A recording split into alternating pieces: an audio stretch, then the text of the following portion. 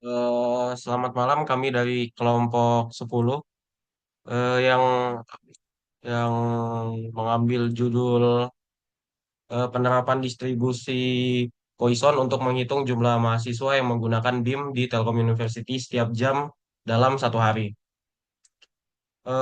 Dengan saya sendiri, Muhammad Zainul Alif dengan NIM 103012300481.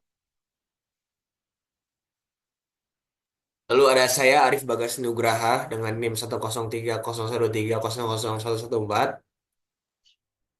Lalu saya Bramantia Indrawan Yoga dengan NIM 1030 1230 0257. Untuk bagian pendahuluan, distribusi Poisson adalah distribusi probabilitas yang digunakan untuk memodelkan jumlah kejadian peristiwa acak yang terjadi dalam interval waktu atau ruang tertentu.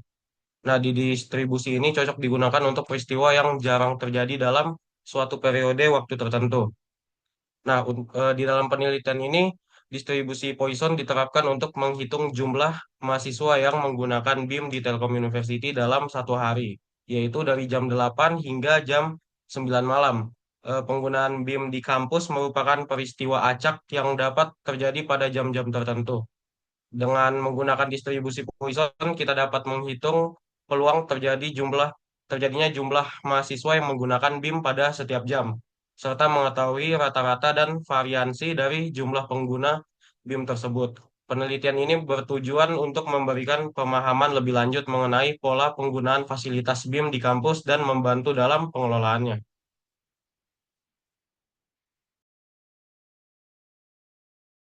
Untuk data pengamatannya, berikut adalah data yang diperoleh dari pengamatan jumlah mahasiswa yang menggunakan BIM di Telkom University dari jam 8 pagi hingga jam 9 malam. Nah, pada pengamatan ini dilakukan satu hari penuh dengan mengumpulkan data setiap jam mulai dari jam 8 hingga jam 9 malam.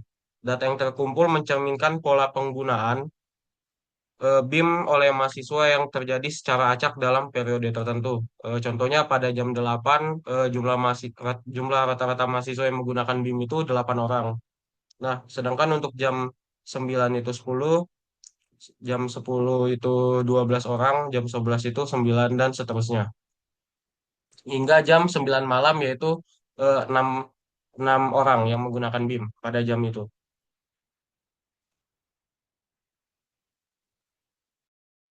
Oke, selanjutnya untuk bagian uraian tugas, yang pertama kita akan mendefinisikan dulu permasalahan apa nih.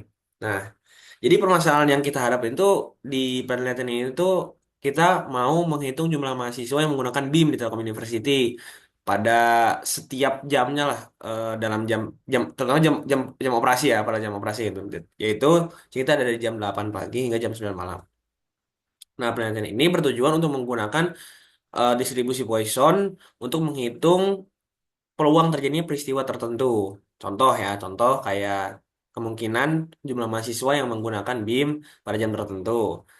Terus kita juga akan menggunakan metode ini untuk menghitung rata-rata atau mean dan variansi dari jumlah pengguna BIM tersebut. Nah, sekarang kita definisikan peubah acaknya.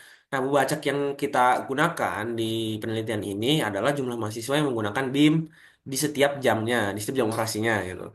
Nah, peubah acak ini kita asumsiin untuk mengikuti distribusi Poisson dengan parameter lambda yang dihitung berdasarkan rata-rata jumlah mahasiswa yang menggunakan BIM di periode waktu yang kita amati. Terus untuk definisi parameternya, parameter yang kita gunakan dalam distribution ini adalah lambda, yaitu jumlah rumah rata mahasiswa yang menggunakan BIM dalam satu jam. Berdasarkan data yang diperoleh, lambda ini dihitung dengan cara menggunakan jumlah mahasiswa yang menggunakan BIM selama satu hari penuh dan kita bagi dengan jumlah jam pengamatannya. Nah, di sini kita lihat total jumlah mahasiswa yang menggunakan BIM ada 132 dibagi total jumlah total jam pengamatan kita yaitu 14 jam yang kita dapat hasilnya eh, kisaran 9,43. Jadi rata-rata jumlah mahasiswa yang menggunakan BIM setiap jamnya adalah sekitar 9,43 mahasiswa. Nah, sekarang kita hitung nilai peluang dari peristiwa tersebut. Nah, peluang tersebut untuk peristiwa tertentu dihitung menggunakan rumus distribusi Poisson sebagai berikut. Nah, ini rumusnya. Nah, sekarang kita masuk ke dalam apa namanya? Penghitungannya. Di sini kita punya K yaitu 10. Lambdanya tadi udah ada ya di atas 9,43 sekitaran segitu. Nah, lalu di sini kita masuk mulai ke yang rumus pertamanya yang harus kita hitung pertama yaitu lambda pangkat K. Nah, di sini kita 9,43 pangkat 10. Dan hasilnya adalah segini. Nah, habis itu selanjutnya ada E pangkat min lambda. Nah, ini berarti E pangkat min 9,43. Dapat hasil segini. Lalu dibagi dengan faktorial dari K. K itu kan tadi 10. Kita faktorialin jadi segini. Nah, habis itu kita hitung berdasarkan rumus yang tadi di atas, dapatlah kita hasil akhirnya sekitaran 0,123. Nah, peluang tepat bahwa adanya 10 mahasiswa yang menggunakan BIM dalam 1 jam adalah sekitaran ya ini tadi 0,123 atau kalau dalam bentuk presentasinya yaitu adalah 12,3%.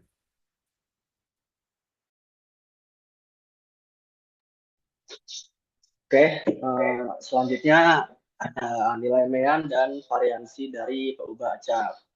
Oke, jadi salah satu sifat dari distribusi Poisson itu mean dan variansinya itu bakalan sama dengan parameter lambda yang kita hitung tadi.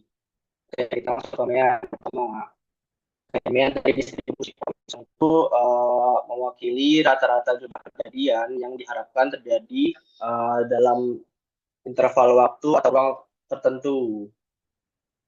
Dalam konteks kasus kita, Meyan mempresentasikan rata-rata jumlah mahasiswa yang menggunakan BIM per jam. Oke, rumusnya Meyan sama dengan lambda atau sama dengan yang tadi udah kita hitung 9,43.